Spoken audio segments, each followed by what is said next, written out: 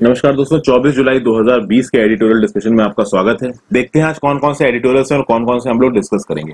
पहला ये जो एडिटोरियल आपको दिख रहा है, द बीजेपी हेगेमोनिक नैरेटिव। यहाँ पे बात क्या करी जा रही है? यहाँ पे यह बात करी जा रही है कि कैसे जो बीजेपी पार्टी है वो धीरे धीरे डोमिनेंट होती जा रही है, और वो डोमिनेंट इसलिए हो रही है क्योंकि कांग्रेस पार्टी कमजोर हो रही है। कांग्रेस पार्टी क्यों कमजोर हो रही है, क्या क्या हुआ है अभी रिसेंटली मध्य प्रदेश में, कर्नाटका में, राजस्थान में, इसके कुछ एग्जाम्पल्स डिस्कस किए गए हैं। अब देखिए, पॉलिटिक्स में अगर आपको इंटरेस्ट है तो आप इस आर्टिकल को पढ़िए। एग्जाम्स के पर्सपेक्टिव में, एग्जाम में तो कभी भी किसी पॉलिटिकल पार्टी का नाम आपको लिखना नहीं है, किसी पॉलिटिकल लीडर का नाम आपको लिखना नहीं है, एक न्यूट्रल पर्सपेक्टिव से चीजें करनी है। तो एग्जाम पर्सपेक्टिव से आर्टिकल इंपॉर्टेंट है नहीं, इसलिए मैंने इसको डिस्कस नहीं किया। आप अपने इंटरेस्ट के पर्सपेक्टिव से इसे पढ़ सकते हैं। जो नेक्स्ट आर्टिकल आज हमारे सामने है, towards national security and peace in Hong. अब देखिए, जब मैंने इस आर्टिकल को पढ़ना शुरू किया तो मुझे बड़ा अजीब सा लगा। इसमें जो व्यू पॉइंट्स थे मुझे थोड़े अजीब से लगे। चीजें तब क्लियर हुई जब मैंने इसके ऑथर को देखा। इसे लिखा है सन वेडोंग ने, जो कि चाइना के एम्बेसडर हैं इंडिया में। और जब चाइना के एम्बेसडर इंडिया में लिख रहे हैं हांगकांग के लॉ के बारे में, हांगकांग में जो नेशनल सिक्योरिटी लॉ आया है उसके बारे में जब लिखेंगे तो ऑब्वियसली बात है वो चाइना के व्यू पॉइंट लिखेंगे। और चाइना का व्यू पॉइंट इस चीज में क्या है, इसको हम लोग कुछ एक दो शब्दों में देखेंगे, और हांगकांग के लोकेशन क्या है मैप में, इसे समझेंगे। फिर इंडिया के एक्सटर्नल अफेयर्स पॉलिसी को देखा जाए। जो रिसेंटली इंडिया का एक्सटर्नल अफेयर्स व्यू निकल के आ रहा है, वो कुछ अभी जो हमारे फॉरेन मिनिस्टर साहब हैं, एस जयशंकर साहब, उनके स्टेटमेंट से निकल के आ रहा है। ये फॉरेन व्यू क्या है इंडिया का लेटेस्ट, ये काफी काम का है। क्या चाइना से लड़ाई की वजह से इंडिया पूरी तरीके से यूएस की ग्रुपिंग में जा रहा है, या यूएस के साथ अच्छे रिलेशन रखने के बावजूद भी इंडिया बाकी देशों के साथ रिलेशंस रख के एक न्यूट्रल पर्सपेक्टिव लेने की कोशिश कर रहा है? कुल मिला के इस आर्टिकल में यह बोला जा रहा है कि इंडिया अलायंसेस में तो जाना चाहता है, India policy of appeasement towards China अब नहीं करना चाहता, लेकिन पूरी तरीके से किसी और कंट्री पे निर्भर हो जाए ये नहीं होगा। ये इस आर्टिकल में बताया गया है, इसको हम देखेंगे। मतलब पूरी तरीके से चाइना से हट के यूएस पे डिपेंडेंट हो जाना, this is not the way for India moving forward. इसके बारे में आप बातचीत करी गई है, तो देखेंगे इसे। अगला है एस्केलेटिंग टेंशंस। यहाँ पे बातचीत की गई है कि देखिए, यूएसए और चाइना के बीच में लेटेस्ट प्रॉब्लम क्या हुई है कि चाइना का जो कॉन्स्युलेट था ह्यूस्टन नाम की सिटी में, गल्फ ऑफ मैक्सिको पे, वहां पे इस कंसुलेट को बंद कर दिया गया, और चाइना के जो वहां पे ऑफिशियल्स थे उनसे बोला गया था कि 72 घंटे में देश छोड़ दो। तो ये डिप्लोमेटिक रिलेशंस जो यूएसए चाइना के बीच में शुरू हुए थे 1979 में, 1979 से लेके अब तक का जो सबसे खराब रिलेशन हुआ है यूएसए और चाइना का, उसके बारे में यहाँ पे बातचीत करी गई है। ये बोला जा रहा है कि यूएसए और सोवियत यूनियन के बीच में जो कोल्ड वॉर चल रही थी, उससे भी एक स्टेप आगे है ये यूएसए और चाइना के बीच में ये जो वॉर हो रही है। तो इसके क्या व्यू पॉइंट्स है, इसको हम लोग समझने की कोशिश करेंगे। चाइना किस तरीके से रिटेलिएट कर रहा है, इसको हम लोग समझने की कोशिश करेंगे। फिर फाइनली ये आर्टिकल है, can open book examinations offer an alternative. First of all तो हम ये समझेंगे कि ये ओपन बुक एग्जामिनेशन होता क्या है। फिर कुछ एक्सपर्ट्स हैं यहाँ पे, उन एक्सपर्ट्स ने राय दी कि क्या पेंडेमिक के दौरान फाइनल एग्जाम्स कराने चाहिए, और क्या इंडिया के एजुकेशनल सेटिंग में, इंडिया के यूनिवर्सिटी सिस्टम में ये ओपन बुक एग्जामिनेशन सेटल हो सकते हैं, एडजस्ट हो सकते हैं। तो इन सब के बारे में कुछ व्यू पॉइंट्स दिए। कुछ इंपॉर्टेंट पॉइंट्स है दोस्तों, मैं किसने वो इंपॉर्टेंट पॉइंट दिए ये आपको नहीं बताऊंगा, वो जर्नलिस्ट पॉइंट है जो कि आप अपने आंसर्स में कोट कर सकते हो, वो मैं आपको बताऊंगा। प्लस यूनिवर्सिटी सिस्टम का यूजीसी पे जो डिपेंडेंसी है पैसों के लिए या किसी और चीज में, सिलेबस में, वो डिपेंडेंसी कम होनी चाहिए। इसके बारे में भी कुछ बातें यहाँ पे बोली गई। अगला आर्टिकल जो है वो है deepening India South Korea ties. इस आर्टिकल में बताया जा रहा है कि जो इंडिया और साउथ कोरिया की जो टाइज है, चाहे वो ट्रेड रिलेशंस ले लीजिए, चाहे वो किसी और तरीके के रिलेशंस ले लीजिए, वो अभी भी उस लेवल पे नहीं पहुंची जिस लेवल पे उनको होना चाहिए। उसके कुछ रीजन बताए जा रहे हैं। First of all, cultural biases. India South Korea के कल्चर के साथ उतना जेल नहीं कर पा रहा है, साउथ कोरिया इंडिया के कल्चर के साथ उतना जेल नहीं कर पा रहा है। तो साउथ कोरिया इंडिया को एक थर्ड वर्ल्ड कंट्री समझता है, गरीब देश समझता है। वहीं पे इंडिया साउथ कोरियंस को जापानीज और चाइनीज के साथ एसोसिएट करके देखते हैं, क्योंकि वो देखने में एक जैसे लगते हैं। तो इंडियंस को ये लगता है कि नहीं भाई, साउथ कोरिया, जापान और चाइना ये सब एक ही लोग है, जबकि ऐसा नहीं है। तो इसके बारे में यहाँ पे कुछ व्यू पॉइंट दिए गए, इसको हम समझने की कोशिश करेंगे। और नेक्स्ट है द हेडलाइन चैलेंज। ये आर्टिकल हम डिस्कस नहीं करेंगे, एक्चुअली मैं आपको बस बेसिक में बता दे रहा हूं कि ये है क्या। हेडलाइन चैलेंज मतलब ये है कि आज की डेट में जो न्यूज रिपोर्टिंग हो गई है, उस न्यूज रिपोर्टिंग में जो सबसे मेजर फैक्टर हो गया है वो है हेडलाइन। हेडलाइन मतलब जब भी आप कोई न्यूज छापते हो उसका जो टाइटल होता है वो टाइटल कैची होना चाहिए। उस टाइटल को अगर आप अच्छा डिसाइड कर पाते हो तो ही इस बात पे पता चलेगा कि आप इस जर्नलिज्म की फील्ड में सर्वाइव कर सकते हो या नहीं कर सकते। तो एक अच्छी हेडलाइन लिखना ये बताता है एडिटर की 50% ऑफ द स्किल्स। इसके बारे में यहाँ पे कुछ कहा जा रहा है।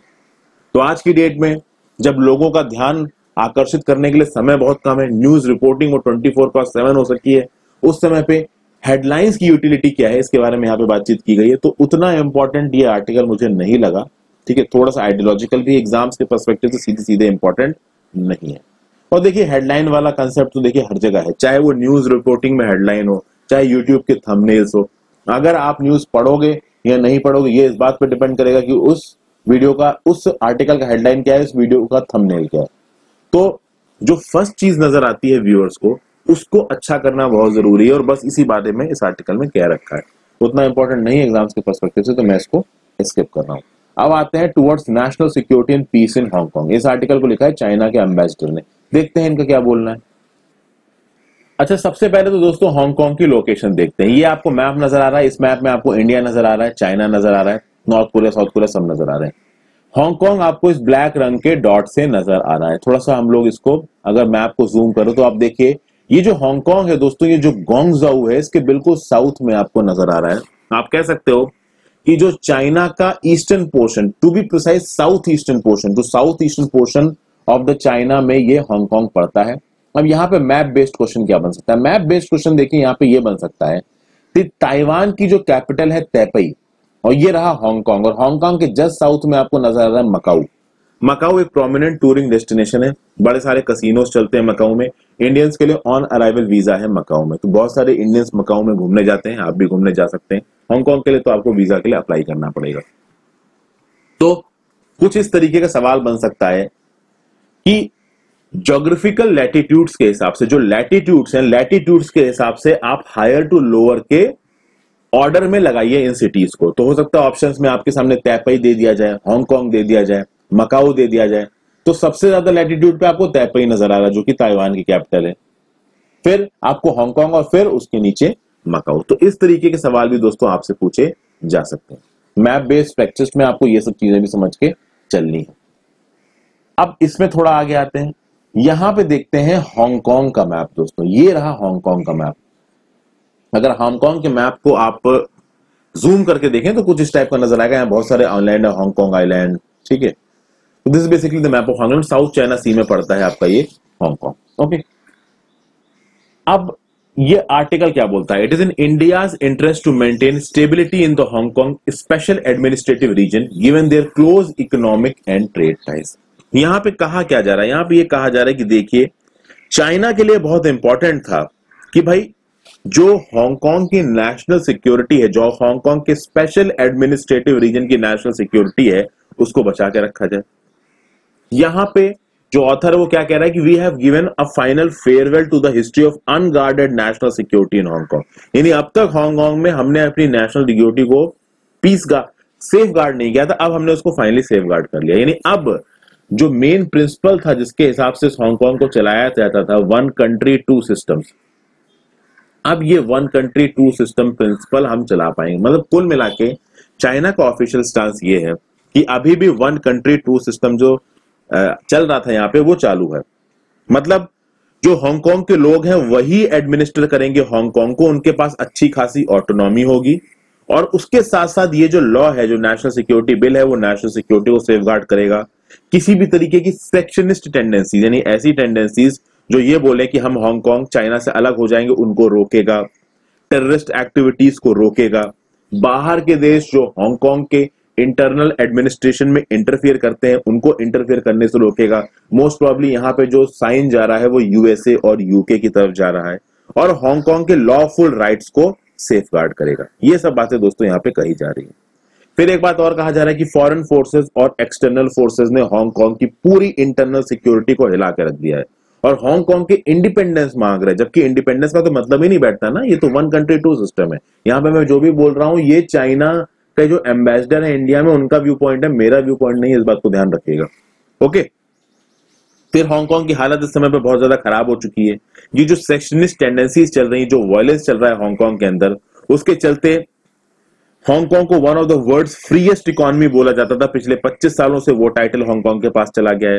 हांगकांग की जो जीडीपी है वो निगेटिव ट्रैक में चली गई है, अनएम्प्लॉयमेंट रेट बहुत ज्यादा हो गया है हांगकांग में।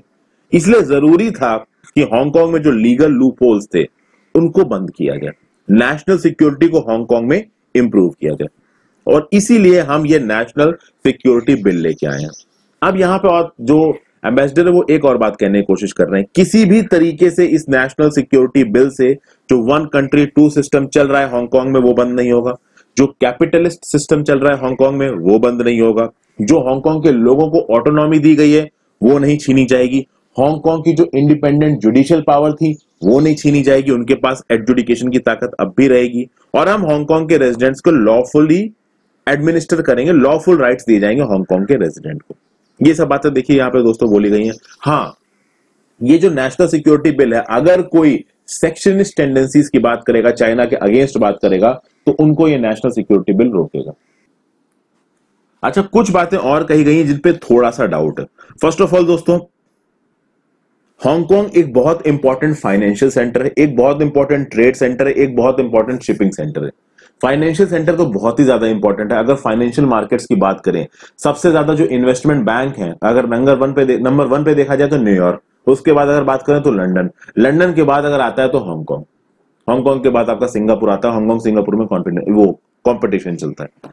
अभी यहाँ पे हांगकांग का फाइनेंशियल स्टेटस क्या रहेगा इस बात पे डाउट है, जो कि यूके और यूएसए का सपोर्ट तो अब रहा नहीं है।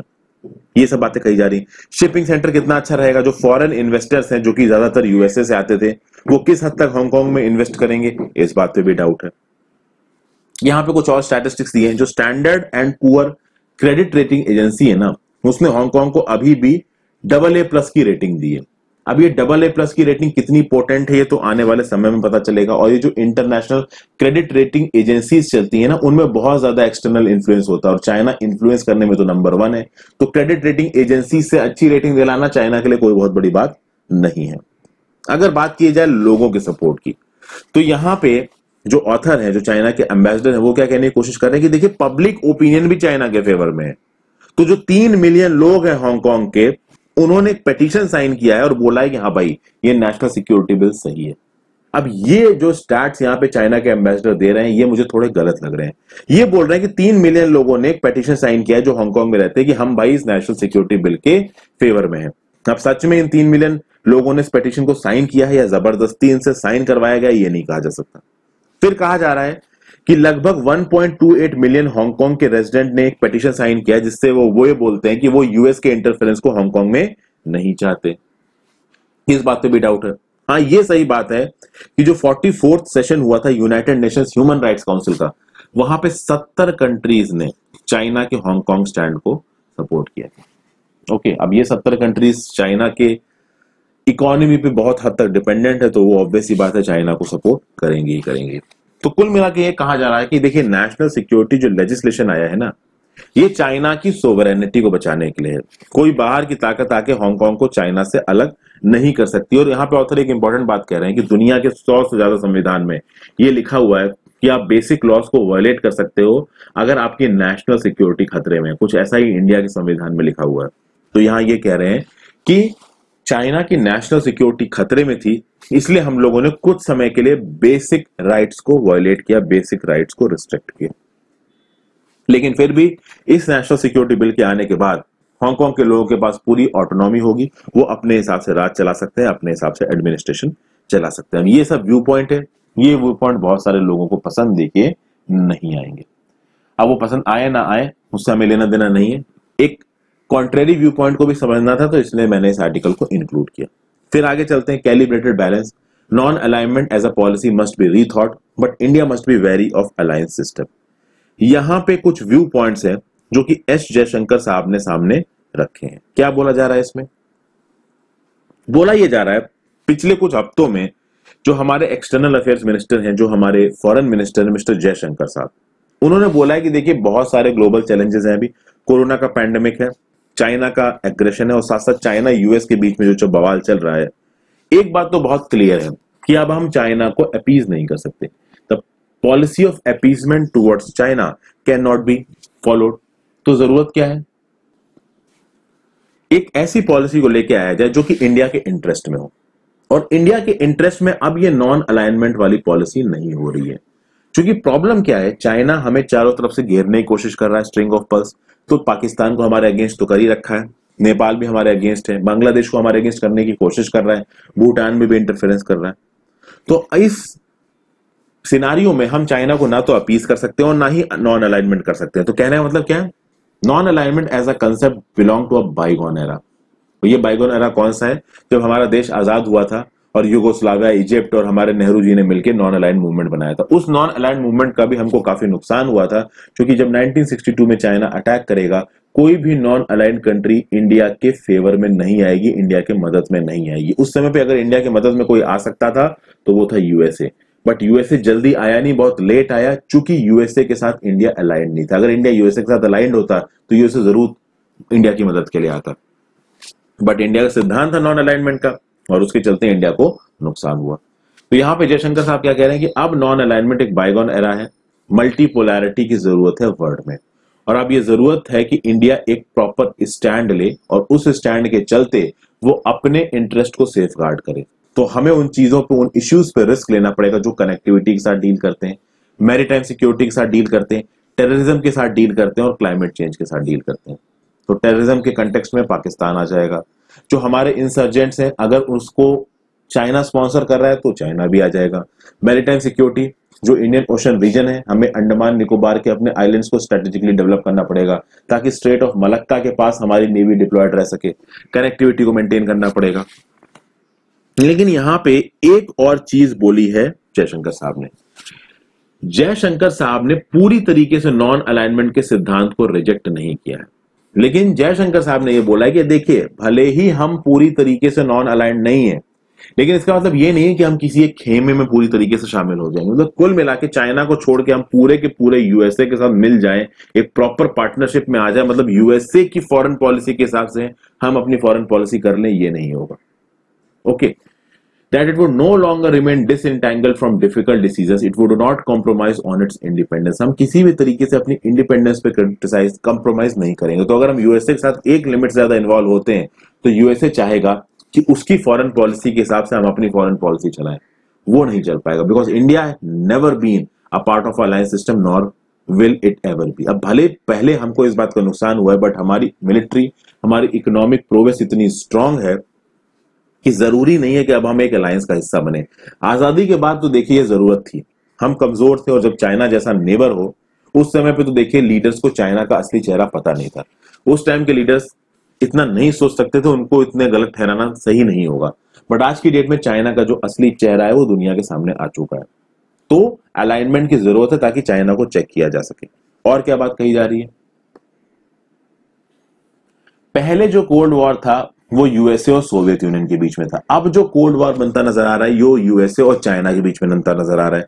वो दोनों एक दूसरे के साथ जबरदस्त लड़ रहे हैं। अब अगर एक कोल्ड वॉर शुरू होता है यूएसए और चाइना के बीच में, तो उसके बीच में इंडिया एक मेजर रोल प्ले करेगा, क्योंकि इंडिया का चाइना के साथ बहुत बड़ा बॉर्डर है। चाइना भी जानता है कि वो इंडिया के साथ अकेले डील करना उसके लिए मुश्किल हो जाएगा, और इंडिया यूएसए की पार्टनरशिप हो गई अगर, तो चाइना के लिए बहुत प्रॉब्लम्स हो सकती हैं। कुल मिला के बात बोली गई। लेकिन इस बीच में जयशंकर साहब ये बोल रहे हैं कि इंडिया की स्ट्रेटेजिक इंडिपेंडेंस बहुत जरूरी है, उसके लिए किसी भी अलायंस को पूरी तरीके से ज्वाइन करना, उसको हमें रेजिस्ट करना चाहिए। तो कल की डेट में बोला जाए कि नाटो इंडिया ज्वाइन कर ले, वो सही नहीं होगा। यहां पे अगर यूएस की स्ट्रेटेजी की बात की जाए तो बहुत बार US secretary of state Mike Pompeo ने बोला है कि इंडिया चाइना क्लैशेस हुई, यहां पे चाइना ने बहुत गलत किया, गलवान वैली में जो हुआ वहां पे चाइना ने बहुत गलत किया। लेकिन उसके बावजूद भी हमारी गवर्नमेंट ने पूरी तरीके से चाइना के साथ टेंशन्स नहीं बढ़ाए। इसके दो रीजन है दोस्तों। पहला रीजन ये है कि मान लीजिए चाइना इंडिया की फुल फ्लेज्ड वॉर हो जाता है, तो उस फुल फ्लेज्ड वॉर में यूएसए इंडिया का पूरी तरीके से साथ देगा नहीं देगा, इस बात पे एक बहुत बड़ा डाउट है। मैं बताता हूं क्यों। देखिए, यूएसए बहुत सारे इंटरनेशनल इवेंट्स में इन्वॉल्व था। इराक में लड़ाई हुई, अफगानिस्तान में लड़ाई हुई, वो एक्सपेरिमेंट्स बहुत हद तक यूएसए के फेल हुए हैं, काफी खर्चा हुआ यूएसए का, और प्लस डोनाल्ड ट्रंप जैसा प्रेसिडेंट। तो इंडिया इस बात पे श्योर नहीं हो सकता कि इंडिया चाइना की अगर लड़ाई हो जाए तो यूएसए पूरी तरीके से इंडिया का साथ देगा कि नहीं देगा, क्योंकि जैसे हम अपने इंटरेस्ट को देख रहे हैं यूएसए वैसे अपने इंटरेस्ट को देख रहा है। अभी के लिए यूएसए को चाइना की जरूरत है, यूएसए को इंडिया की जरूरत है। देखिए, यूएस में फैल गया कोरोना वायरस, अब कोरोना वायरस फैल गया, यूएसए के अंदर एक एंटी चाइना एक लहर सी उठ रही है। उस एंटी चाइना लहर को कैपिटलाइज करना चाहते हैं माइक पॉम्पियो और डोनाल्ड ट्रंप। इसलिए वो बार बार इंडिया को अपने खेमे में जोड़ना चाहते हैं, बट वो इंडिया की किस लिमिट तक मदद करेंगे इस बात पे हमेशा डाउट रहता है। तो चाहे वो टेक्नोलॉजी ट्रांसफर हो, चाहे डिफेंस इक्विपमेंट्स की बात हो, एक लिमिट तक ही मदद मिलती है हमको यूएसए से, एक लिमिट के आगे मदद नहीं मिलती है। तो जरूरी यह है कि हम अपनी जो ओवर रिलायंस है यूएसए के ऊपर उसको रोकें, क्योंकि यूएस के ऊपर अगर हमारी ओवर रिलायंस रहेगी तो मॉस्को यानी रशिया के साथ हमारे रिलेशन खराब हो जाएंगे। तो इस समय पे इंडिया बहुत स्ट्रेटेजिकली फॉरवर्ड मूव कर रहा है, और ये बात इस बात से पता चलती है कि जैसे ही चाइना के साथ एलएसी पे स्टैंड ऑफ चल रहा था, उस समय पे गवर्नमेंट ने मॉस्को भेजा हमारे डिफेंस मिनिस्टर राजनाथ सिंह जी को, ताकि मॉस्को के साथ हमारे रिलेशंस इंपॉर्टेंट रह सके। देखिए, चाइना रशिया एक इंपॉर्टेंट ट्रेड पार्टनर है, रशिया बहुत स्ट्रांग है, और रशिया चाइना के डिसीजंस को काफी हद तक अभी इन्फ्लुएंस कर सकता है। अभी भी चाइना रशिया को डोमिनेट नहीं कर रहा है। रशिया के खिलाफ चाइना बहुत कम बोलता है, इस चीज को नोटिस करिए, क्योंकि चाइना इस बात को जानता है कि रशिया बहुत स्ट्रांग है, और अगर रशिया इंडिया के रिलेशंस अच्छे रहते हैं तो हमेशा रशिया एक बफर कैपेसिटी की तरह काम कर सकता है। चाइना को बैक एंड चैनल से तो बोल ही सकता है कि इस एग्रेशन को बंद करिए। ओके, तो ये सब बातें दोस्तों यहाँ पे कही गई हैं। प्लस एक्सटर्नल अफेयर्स मिनिस्टर ने ये भी बोला है कि हम मिडिल पावर्स के साथ अपने रिलेशंस को बढ़ाएंगे, हम यूरोपियन यूनियन के साथ अपने रिलेशंस को अच्छा करेंगे, जापान के साथ अच्छा करेंगे। तो इंडिया कर क्या रहा है, पूरी तरीके से यूएस में खेमे में जाने के बजाय वो रशिया के साथ भी अपने रिलेशन को सुधार रहा है, ईयू के साथ भी अपने रिलेशन को सुधार रहा है, और जापान के साथ भी अपने रिलेशन को सुधार रहा है। अब आप में से बहुत सारे लोग बोलोगे कि यूरोपियन यूनियन और यूएसए तो ऑल वेदर अलाई है। ऑल वेदर अलाई है दोस्तों, बट ट्रंप एडमिनिस्ट्रेशन में बहुत सारी यूरोपियन कंट्रीज के साथ यूएसए के कुछ इश्यूज हो गए, जैसे जर्मनी के साथ इश्यू हो गए, फ्रांस के साथ इश्यू हो गए, यूके के साद इश्यू हो गए। जो हमारे डोनाल्ड ट्रंप हैं, उनकी पॉलिसी इतनी सिनिकल है, वो कभी भी कुछ भी कर देते हैं। तो ईरान के साथ जो बायलैटरल एग्रीमेंट हुआ था, बायलैटरल तो नहीं, P5+1 एग्रीमेंट हुआ था, जिससे ईरान पर से सैंक्शंस हटाए गए थे, उसके न्यूक्लियर प्रोग्राम को रोका गया, उस पूरी मेहनत को 1 सेकंड में बेकार कर दिया ट्रंप ने। तो इस तरीके की चीजें, जब ग्लोबल जियो स्ट्रेटेजिक जो सिनारियो चल रहा है वो जब इतना ज्यादा स्टेबल है, अनस्टेबल है, तो उस अनस्टेबिलिटी के दौरान पूरी तरीके से यूएसए के खेमे में जाना एक स्ट्रेटेजिक और प्रॉपर डिसीजन नहीं होगा। तो इंडिया के लिए जरूरी है कि भैया बहुत सारे प्लेयर्स के साथ अच्छे रिलेशन बना के रखे जाए। तो ये एक व्यू पॉइंट दिया हुआ है, मेरे हिसाब से काफी अच्छा व्यू पॉइंट है। अगले आर्टिकल पे चलते हैं, एस्केलेटिंग टेंशंस। देखिए, यहां पे बोला जा रहा है कि यूएस और चाइना के रिलेशंस एक लिमिट से ज्यादा खराब हो रहे हैं। रिसेंटली यूएस ने ये अनाउंस किया कि चाइना का जो कॉन्सुलेट है ह्यूस्टन में, उसको बंद कर दिया जाएगा। अब जब ह्यूस्टन की बात आ रही है तो हमको कम से कम एक मैप देखना चाहिए। ये आपको यूनाइटेड स्टेट्स का मैप नजर आ रहा है दोस्तों, और नीचे आपको ह्यूस्टन नजर आ रहा है ब्लैक डॉट में। ओके, ये ह्यूस्टन कहां पे है? गल्फ ऑफ मैक्सिको में। ये गल्फ ऑफ मैक्सिको आपको नजर आ रहा है।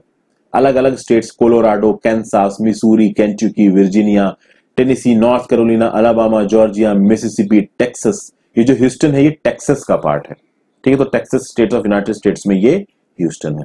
ओके, यहां पे जो चाइना का कंसुलेट है उसको बंद कर दिया गया। तो ये मैप की लोकेशन एक बार को आपको दिख गई है, यहां पे भी मैं आपको दिखा देता हूं, ध्यान रखिएगा। यहां पे है ह्यूस्टन, टेक्सास का पार्ट है, ये है गल्फ ऑफ मैक्सिको। ओके, यहां पे हवाना, क्यूबा, जिसके साथ से हमेशा से रिलेशन खराब रहे हैं यूएसए के। ओके, अब देखिए इल्जाम क्या लगाया गया है चाइना के ऊपर जब इस चीज को बंद किया गया। The Trump administration has accused the consulate and other Chinese diplomatic missions in the country of economic espionage. कहा जा रहा है कि चाइना यूएसए में इकोनॉमिक एस्पियोनाज कर रहे हैं, वीजा फ्रॉड कर रहे हैं, यूएस की साइंटिफिक रिसर्च को चुराने की कोशिश कर रहे हैं, न केवल कोरोना की, बाकी भी साइंटिफिक रिसर्च को चुराने की कोशिश कर रहे हैं, और चाइना इन सारी चीजों से मना कर रहा है। देखिए, काफी हद तक ये बात सच है, चाइना इन चीजों में इन्वॉल्व है, बहुत समय से चाइना इन चीजों में इन्वॉल्व है। चाइना स्नूपिंग करता है। ओके, हुआई डिजाइन चिप्स में उस स्नूपिंग की बात भी सामने आई थी। तो यूएस ने बहुत स्ट्रॉन्ग स्टेप्स लिए चाइना के अगेंस्ट में। तो जैसे कि उनके स्टूडेंट्स के ऊपर वीजा रिस्ट्रिक्शंस लगाए हैं, चाइनीज ऑफिशियल्स के ऊपर सैंक्शंस लगा रखे हैं, क्योंकि हांगकांग का सिक्योरिटी लॉ है, तो उस सिक्योरिटी के लॉ के लेके चाइनीज ऑफिशियल्स पे सैंक्शंस लगाए गए हैं। प्लस चाइना की जो रूलिंग कम्युनिस्ट पार्टी है, कहा जा रहा है कि आने वाले समय में उसके मेंबर्स के ऊपर एक ट्रेवल बैन लगाया जा सकता है कि वो लोग कभी भी यूएसए में नहीं आ पाएंगे। अब देखिए, आपको मैं बताऊं दोस्तों, चाइना की जनता का एक बहुत बड़ा पार्ट कम्युनिस्ट पार्टी का मेंबर है। मतलब चाइना की कम्युनिस्ट पार्टी, मैं आपको बताता हूं किस तरीके से ऑपरेट करती है। एक चाइनीज से मिला था मैं सेंट पीटर्सबर्ग में, उसने मेरे को यह बताया था कि चाइना की जो 40% से ज्यादा जो आबादी है ना, वो कम्युनिस्ट पार्टी ऑफ चाइना की मेंबर है। ओके, अगर आप ऑफिशियल फिगर्स की बात करिए तो ऑफिशियल फिगर्स तो दोस्तों 87.7 मिलियन है। अब वो चाइनीज लड़की ने मुझे जो बताया उस चीज में तो मुझे उतना समझ में आया नहीं, थोड़ा सा अनरियलिस्टिक सा फिगर लगा। चाइना की 40% आबादी, तो वो तो फिगर सही नहीं हो सकता मेरे हिसाब से। लेकिन अगर आप ऑफिशियली देखा जाए, ऑफिशियली ये डिक्लेयर्ड है कि 87.7 million is the membership of Chinese communist party, यानी 8.77 करोड़ लोग, यानी हर 16 में से एक चाइनीज कम्युनिस्ट पार्टी का मेंबर है। और इन मेंबर्स के ऊपर ये रिस्पॉन्सिबिलिटी दी गई है कि चाइना में कहीं भी अगर चाइनीज कम्युनिस्ट पार्टी के अगेंस्ट में कोई बातचीत चलती है तो ये लोग, ये मेंबर सेंट्रलाइज चाइनाज लीडरशिप को ये बताएंगे कि देखिए भाई ये बातें चल रही हैं आपके खिलाफ, ये सब बातें चल रही हैं दोस्तों। ओके, तो चाइनीज कम्युनिस्ट पार्टी के मेंबर पे बैन लगाना मतलब इन 8.77 करोड़ लोगों के ऊपर ट्रेवल बैन लगाने की बात कर रहा है यहां पे यूएसए, जो कि एक बहुत बड़ा डिसीजन है। ये छोटा मोटा डिसीजन नहीं है, बहुत बड़ा डिसीजन। अब बात किया जाए तो भैया 1979 में जो डिप्लोमेटिक रिलेशंस थे चाइना और यूएसए के बीच में वो अच्छे हुए थे। 1979 से लेके आज तक सबसे ज्यादा खराब डिप्लोमेटिक रिलेशंस बनते नजर आ रहे हैं किसके बीच में? चाइना और यूएसए के बीच में। अगर आप देखिए 2018 में टैरिफ वॉर छोड़ दिया था प्रेसिडेंट ट्रंप ने चाइना के साथ, और ये टैरिफ वॉर जरूरी भी था। क्यों जरूरी था? देखिए चाइना यूएसए के रिस्पेक्ट में बहुत ज्यादा एडवांटेजेस पोजीशन में था। यूएस की फर्म्स जाके अगर अपनी सप्लाई चेन्स को चाइना में लगाती है तो उनको टेक्नोलॉजी ट्रांसफर करना पड़ेगा चाइना में। चाइना की जो एप्स हैं जैसे कि फॉर एग्जांपल टिकटॉक और दूसरी एप्स वो यूएसए में चल रही थी, लेकिन यूएसए की फेसबुक और गूगल वगैरह को चाइना में एंट्री नहीं है। तो ऐसे बहुत सारे आप कह सकते हैं ना कि very much beneficial to Chinese policies चल रही थी। फिर टैरिफ ट्रेड में भी आप देखोगे कि बहुत सारा चाइनीज एक्सपोर्ट जो कि यूएसए में आ रहा था उसके ऊपर इंपोर्ट ड्यूटी कम लगती थी, वहीं पे यूएसए से जो एक्सपोर्ट जाता था उस पर इंपोर्ट ड्यूटी ज्यादा लगती थी चाइना में। तो इन सब चीजों के चलते ट्रंप ने ट्रेड वॉर छोड़ दिया चाइना के साथ, और चाइना ने भी यहां पे चीजों को पैसिफाई करने की कोशिश नहीं की। चाइना ने हर स्टेप के अगेंस्ट में रिटेलिएट किया। तो अगर ट्रंप ने चाइनीज इंपोर्ट्स पे ड्यूटी बढ़ाई तो चाइना ने भी यूएसए के इंपोर्ट्स पे ड्यूटी बढ़ा दी। तो मतलब कि यूएसए हॉस्टाइल हुआ तो चाइना उससे ज्यादा हॉस्टाइल हो गया, और रिलेशंस तब ज्यादा खराब हो गए जब चाइना की जो कंस्यूलेट थी सैन फ्रांसिस्को में, एक चाइना का रिसर्चर था जिसको यूएस अथॉरिटीज ने जिसके अगेंस्ट में अरेस्ट वारंट इशू किया। अरेस्ट होने से पहले ये जो चाइना का रिसर्चर था वो सैन फ्रांसिस्को कंस्यूलेट में चला गया चाइना की, और जब ये सैन फ्रांसिस्को कंसुलेट में पहुंचा तो फिर वहां पे चाइनीज अथॉरिटीज ने यूएसए की अथॉरिटीज को उसको देने से ही मना कर दिया। यूएसए को क्यों अरेस्ट करना चाहता था? क्योंकि यूएसए का ये कहना था कि यूएस की अथॉरिटीज को इसने अपने आर्मी के लिंक के बारे में नहीं बताया। तो रिसर्चर ये चाइना का था, अब इस चाइनीज रिसर्चर की चाइनीज आर्मी के साथ कनेक्शंस रहे होंगे, पीएलए के साथ। ये बात यूएसए को पता चल गई होगी, यूएसए ने जब पूछा इसने बताया नहीं, इसके खिलाफ अरेस्ट वारंट इशू किया, ये जाके सैन फ्रांसिस्को की कंसुलेट में छिप किया। तो यहां पे यूएसए को गुस्सा है कि हमारे नेशनल इंटरेस्ट के अगेंस्ट जा रहे हो और हमारे ये देश में अपने पर्सन को बचा रहे हो। तो इस बात पे भी थोड़ा सा जो हालत खराब थी, जो रिलेशंस थे वो और खराब होने लगे। ओके, अब अगर आप इंटरनल यूएसए के इंटरनल पॉलिटिक्स में क्या हो रहा है उसको देखिए। वैसे तो देखिए दोस्तों, जो नोवल कोरोना वायरस पैंडेमिक है इसके चलते यूएस को बहुत क्रिटिसाइज किया गया है, लेकिन जब बात आती है चाइना की तो जो यूएस का जो इंटरनल एस्टैब्लिशमेंट है, वॉशिंगटन एस्टैब्लिशमेंट है, वो ट्रंप का साथ दे रहा है। वॉशिंगटन एस्टैब्लिशमेंट जो ट्रंप का रवैया रहा है रशिया की तरफ, जो दूसरे इनके पॉलिसी इश्यूज रहे हैं जैसे कि P5+1 एग्रीमेंट को ईरान के साथ तोड़ देना, इन सब एग्रीमेंट्स पे तो देखिए ट्रंप और वॉशिंगटन एस्टैब्लिशमेंट के जो बीच के रिलेशन है वो खराब रहे। बट चाइना की तरफ जब कन्फ्रंटेशन की पॉलिसी आती है तो वॉशिंगटन की एस्टैब्लिशमेंट मतलब जो यूएस का पूरा एडमिनिस्ट्रेटिव एलीट है, तो यूएस का पूरा एडमिनिस्ट्रेटिव एलीट, चाहे उसके सेनेट के मेंबर्स हो, चाहे उनके लोअर हाउस के मेंबर हो, सब आपके ट्रंप के साथ खड़े हैं एज फार एज चाइना को काउंटर करने की बात है। और इस हद तक बायलैटरल रिलेशंस यूएस चाइना के बीच में खराब हो चुके हैं कि उनको वापस नॉर्मल ट्रैक पे लाना बहुत मुश्किल है। और यहां पे जब ये सब चीजें हो रही हैं तो बीजिंग किसी भी तरीके से चीजों को पैसिफाई करने की कोशिश नहीं कर रहा। बीजिंग और असर्टिव हो रहा है रशिया में, एशिया में, तो वो इंडिया के साथ भी लड़ रहा है, वियतनाम के साथ भी लड़ रहा है, मलेशिया के साथ भी लड़ रहा है। तो कुल मिला के चाइनीज का सिग्नल भेज रहे हैं, चाइनीज ये सिग्नल भेज रहे हैं कि अगर आप गेम ऑफ एस्केलेशन को बढ़ा रहे हो, अगर आप एस्केलेशन को बढ़ाओगे तो हम पीछे नहीं हटेंगे। और ये चीज थोड़ी प्रॉब्लमेटिक हो सकती है क्योंकि अगर कोई स्मॉल स्केल इंसिडेंट हो गया साउथ चाइना सी में, यूएसए की या चाइना की कोई बोट डूब गई, तो ये एक लार्ज स्केल इंसिडेंट में कन्वर्ट होने में ज्यादा समय इसको लगेगा नहीं। ये सब बातें दोस्तों यहां पे की गई हैं। अगले पे आते हैं, can an open book examination offer an alternative. इसमें क्या कहा जा रहा है, इसको देखते हैं। सब हेडिंग क्या है, such a system requires a different pedagogy and can not be force lifted into the present apparatus। देखिए दोस्तों, सबसे पहले तो आप ये समझिए कि ये ओपन बुक एग्जामिनेशंस होते क्या हैं। Open book exams allow you to take notes, text और resource materials into an exam situation. They test your ability to find and apply information and knowledge, so are often used in subjects requiring direct references to writing materials जैसे lawsuits, statistics and acts of parliament।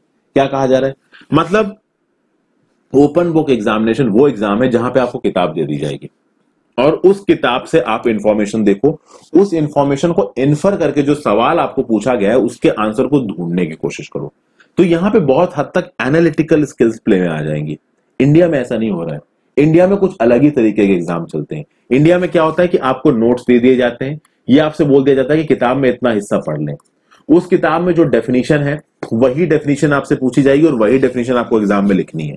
तो मतलब कुछ भी apply करने के लिए आपके पास नहीं बचा, जो किताब में लिखा हुआ वैसा का वैसा आप चेप दो। तो इंडिया में ओपन बुक एग्जामिनेशंस कहां कहां पे अप्लाइड है, तो भाई लीगल फील्ड में अप्लाई है, स्टैटिस्टिक्स की फील्ड में अप्लाई है। तो लीगल फील्ड में अगर आपसे किसी केस लॉ के बारे में पूछा गया तो आपको केस पता होना चाहिए, आर्टिकल पता होना चाहिए और ऑब्वियसली बात है उस केस में क्या हो सकता है ये आप इन्फर करके बताओगे। ये सब बातें दोस्तों, तो बहुत कम आप कह सकते हैं कि सब्जेक्ट्स में इंडिया में ओपन बुक एग्जामिनेशन अभी इस्तेमाल हो रहा है। बहरहाल इस आर्टिकल पे आते हैं। इस आर्टिकल में सबसे पहला सवाल तो ये पूछा गया, should the exam be conducted in a pandemic. अब यहां पे देखिए क्या चीजें बताई गई हैं। अगर दिल्ली यूनिवर्सिटी को देखा जाए, सिर्फ दिल्ली यूनिवर्सिटी को देखें और दिल्ली यूनिवर्सिटी के एग्जाम लेने के प्रोसीजर को देखा जाए, उसके इवेल्युएट किया जाए, तो यह पता चलेगा कि देखिए इस समय पे पैंडेमिक में एग्जाम कराना थोड़ा सा मुश्किल है। क्यों? First of all credible degrees देना बहुत जरूरी है स्टूडेंट्स को, और इस समय पे ओपन बुक फॉर्मेट हम अप्लाई कर नहीं सकते। क्यों नहीं कर सकते? डीयू में या फिर कोई और यूनिवर्सिटी ले लीजिए, मान लीजिए गुरु गोबिंद सिंह इंद्रप्रस्थ यूनिवर्सिटी ले लीजिए दिल्ली की, यहां पे ओपन बुक फॉर्मेट नहीं लग सकता। इन यूनिवर्सिटीज में होता क्या है, कॉलेजेस तो देखिए अलग अलग हैं, उन कॉलेजेस में टीचिंग भी अलग अलग होती है, हालांकि वो टीचिंग एक सिलेबस के हिसाब से होती है। तो एक सिलेबस प्रिस्क्राइब किया जाता है, उस सिलेबस के हिसाब से इन कॉलेजेस में पढ़ाया जाता है। लेकिन जब पेपर सेट होता है ना, तो पेपर सेट होता है सेंट्रलाइज्ड तरीके से, मतलब सारे कॉलेजेस के लिए एक एकेडमिक फील्ड में एक ही पेपर सेट होगा और सारे कॉलेजेस के लोग वही पेपर देंगे। तो जब सेंट्रलाइज्ड आप पेपर को सेटअप कर रहे हो और एक अलग जगह पे आप टेस्ट ले रहे हो, वहां पे आप ओपन बुक एग्जामिनेशन नहीं कर सकते अप्लाई। ओपन बुक एग्जामिनेशन का कंसेप्ट ये होता है कि देखिए एक टीचर को यह पता है कि उसने अपने बच्चों को क्या पढ़ाया है, किस तरीके से पढ़ाया है। तो जब टीचर को यह पता है कि उसने अपने बच्चों को क्या पढ़ाया और किस तरीके से पढ़ाया, तो उस टीचर को ही सबसे अच्छी तरीके से पता होगा कि इसका टेस्ट किस तरीके से लिया जाए।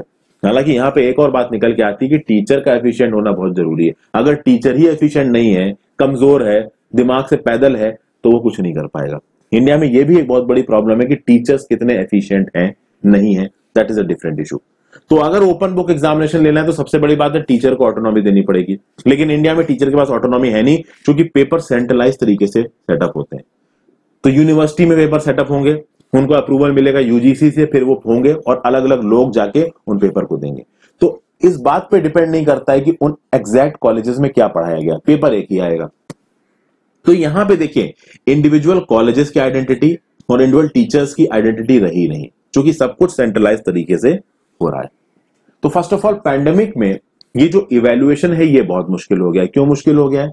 क्योंकि आप देखिए जो लोग हैं उनके पास डिजिटल सोर्सेस सबके पास अवेलेबल नहीं है। There are many students without access to internet. Okay, यहां पे जरूरत है डिसेंट्रलाइजेशन की। डिसेंट्रलाइजेशन मतलब एक टीचर एक बच्चे के साथ इंटरैक्ट करता है और बहुत लोकल मैनर में इंटरैक्ट करता है, तो उस टीचर के पास ये सहूलियत होनी चाहिए कि वो अपने तरीके से उस बच्चे का टेस्ट ले सके। ओके, एक सेंट्रलाइज्ड सॉल्यूशन ढूंढना बहुत ज्यादा इनसेंसिटिव होगा और पैंडेमिक के दौरान ढूंढना ये बहुत ज्यादा इनसेंसिटिव होगा। ऑथर एक और बात यहां पे कहने की कोशिश कर रहा है, जो व्यू पॉइंट दे रहा है कि इस समय पर आप ओपन बुक एग्जामिनेशन को एकदम से लॉन्च कर लो, वो भी सही नहीं है। इवैल्यूएशन बहुत प्रॉपर तरीके से करना चाहिए और जल्दी नहीं करना चाहिए। अब इन्होंने कोई एग्जैक्ट स्ट्रैटेजी तो देखिए यहां पे दी नहीं है, ठीक है।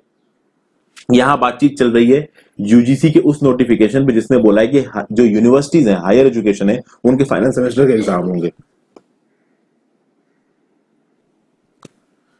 फिर वही ओपन बुक एग्जामिनेशन के बारे में वैसे तो मैंने आपको सब कुछ बता दिया। ओपन बुक एग्जामिनेशन में होता क्या है कि प्रोफेसर हर घंटे पे आएगा, जो सवाल है वो सवाल देके जाएगा और उस सवाल से रिलेटेड जो कंसेप्ट्स हैं जिनकी किताब देके जाएगा। हालांकि उस किताब में उस सवाल का सीधा सीधा आंसर नहीं लिखा होगा, बस कंसेप्ट्स लिखे होंगे और उस कंसेप्ट के हिसाब से उस बच्चे को सवाल देना पड़ेगा। हमारा जो प्रेजेंट एजुकेशन सिस्टम है इंडिया का, वो पहले ही आंसर दे देता है, वो आंसर गाइड बुक और नोट्स में लिखे रहते हैं, आपको वैसे का वैसा उस आंसर को चेपना है। अब ओपन बुक एग्जामिनेशन की जो स्कीम है वो 20,000 स्टूडेंट्स पे इकट्ठे लागू नहीं हो सकती। जो बड़ा बड़ा यूनिवर्सिटी सिस्टम है उसमें ये ओपन बुक एग्जामिनेशन की स्कीम लागू हो नहीं पाएगी। तो उसको लागू करने के लिए आपको क्या करना पड़ेगा, एक अलग तरीके की टीचिंग लेके आनी पड़ेगी, जिसमें एक छोटे क्लासरूम में आप इस चीज को अप्लाई करो। फिर और भी बहुत से पॉइंट्स यहाँ पे बताए गए दोस्तों। इस आर्टिकल में ये बताया गया कि देखिए, यूनिवर्सिटी ग्रांट्स कमीशन पैसे इशू करता है, उस पैसे के बेसिस पे जो यूनिवर्सिटीज के वाइस चांसलर्स होते हैं, चांसलर्स होते हैं, उनको वो अकाउंटेबल फिक्स करता है।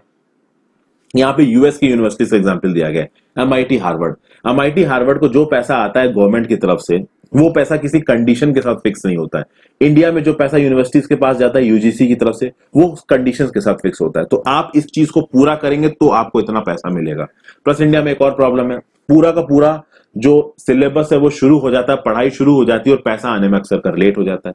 तो इस तरीके की वजह से, इस चीजों की वजह से, फर्स्ट ऑफ ऑल ऑटोनॉमी छीन रहे हो आप यूनिवर्सिटीज की। आपको यूनिवर्सिटीज में भरोसा दिखाना चाहिए, वहां के टीचर्स में भरोसा दिखाना चाहिए, क्योंकि जब आप भरोसा दिखाओगे उसके बाद उनकी क्वालिटी बढ़ेगी। प्लस आप उनके ऊपर कंडीशन कम लगाइए, उनको सपोर्ट ज्यादा दीजिए। और तब अगर आप ये सब चीजें करोगे तब हम कहीं ओपन बुक एग्जामिनेशन की तरफ जा पाएंगे। और जब तक हम ओपन बुक एग्जामिनेशन की तरफ नहीं जाएंगे तब तक हम अपने एजुकेशन सिस्टम को सुधार नहीं सकते। ये सब बातें यहाँ पे कही गई हैं। जल्दी से जाते हैं अपने आर्टिकल, आखिरी आर्टिकल पे, deepening India South Korea ties.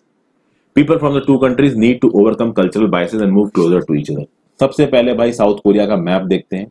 India China यहाँ पे नजर आ रहा है, थोड़ा सा इसको जूम इन करते हैं तो देखिए दोस्तों, आपको यहाँ पे साउथ कोरिया नजर आ रहा है शेडेड पोर्शन में। इधर चाइना, ऊपर नॉर्थ कोरिया, इधर साउथ कोरिया, नीचे की तरफ जापान। आई होप आपको दिख रहा हो, नहीं दिख रहा हो तो यहां दिख जाएगा। नीचे आते हैं, ये देखिए दोस्तों, यहाँ पे चाइना है, थोड़ा बहुत रशिया इधर आ रहा है, नॉर्थ कोरिया ऊपर की तरफ नजर आ रहा है, ये रशिया के साथ भी बाउंड्री बनाता है, चाइना के साथ भी बाउंड्री बनाता है, और नीचे की तरफ है साउथ कोरिया। साउथ कोरिया के इमीडिएटली पास में जापान है, नॉर्थ कोरिया के साथ ये बॉर्डर शेयर करता है, चाइना के बहुत पास है। यहाँ पे क्या बात कही जा रही है, यहाँ पे ये बोला जा रहा है कि इंडिया और जो साउथ कोरिया के रिलेशन है इनको रीसेट करने की जरूरत है। अगर इकोनॉमिक पार्टनरशिप की बात की जाए तो बाइलेटरल ट्रेड दोनों के बीच में है $22 बिलियन का। हालांकि अब देखा जाए जो इकोनॉमिक लेवल है दोनों कंट्रीज का, तो ये जो $22 बिलियन का बाइलेटरल ट्रेड है ये इनफ नहीं है। डिफेंस पार्टनरशिप की बात करें तो बस एक दूसरे से वेपन सिस्टम्स को ये खरीदते हैं, वो भी कोई बहुत मेजर वेपन सिस्टम्स नहीं है। तो कुल मिला के बात ये है कि इंडिया और साउथ कोरिया के बीच में अगर एक लेवल से ज्यादा इकोनॉमिक रिलेशंस चलना है तो that relation should be based on empathy. India Japan के रिलेशंस को देखिए, इंडिया जापान के रिलेशंस में कल्चरल एस्पेक्ट आ जाता है, एक एम्पैथी का एलिमेंट आ जाता है, इसीलिए आप देखिए इतनी अच्छी रिलेशन है। वो एम्पैथी का एलिमेंट साउथ कोरिया के साथ आ नहीं पा रहा है। उसको लाने के लिए ओपननेस होना चाहिए, एक दूसरे के कल्चर को जानने के लिए क्यूरियोसिटी होनी चाहिए, एक दूसरे के लोगों की तरफ एक वार्म फीलिंग होनी चाहिए। क्या ये वार्म फीलिंग है? कभी कभी आप देखोगे साउथ कोरिया के जो लोग होते हैं ना, वो इंडिया को as a third world country देखते हैं। थर्ड वर्ल्ड कंट्री मतलब ये वो देश है जहां बहुत ज्यादा पॉवर्टी है, लोग गरीब हैं, सांप बिच्छू और जानवर घुमा करते हैं इंडिया में, इंडिया तो बहुत ही गरीब देश है। साउथ कोरिया के कुछ लोग ऐसा सोचते हैं। इंडिया में लोग क्या सोचते हैं कि भैया ये साउथ कोरिया तो जापान जैसे ही लगते हैं, जापान, नॉर्थ कोरिया, चाइना जैसे लोग ये लगते हैं साउथ कोरिया वाले, इनकी अलग कोई आइडेंटिटी है नहीं।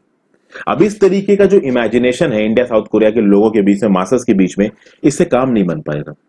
अगर इंडिया और साउथ कोरिया को एंगेज करना है तो पीपल टू पीपल एंगेजमेंट होना चाहिए, जिसमें एक दूसरे के कल्चर के लिए रिस्पेक्ट होनी चाहिए। तो कितना इंडियन साउथ कोरिया के कल्चर को सीखने की कोशिश करते हैं और कितना साउथ कोरिया वाले इंडिया के कल्चर को सीखने की कोशिश करते हैं। जैसे हमने जापान के कल्चर को समझा है, चाइना के कल्चर को समझा है, वैसे हमें साउथ कोरिया के कल्चर को समझने की जरूरत है। अब उसकी तरफ स्टेप क्या है? तो स्टेप है, देखिए 10 साल पहले इंडियन कल्चर सेंटर बनाया गया था सियोल में। सियोल साउथ कोरिया की कैपिटल है। इस सेंटर का काम क्या था कि भाई promote people to people contact. क्या इसने किया? बिल्कुल किया।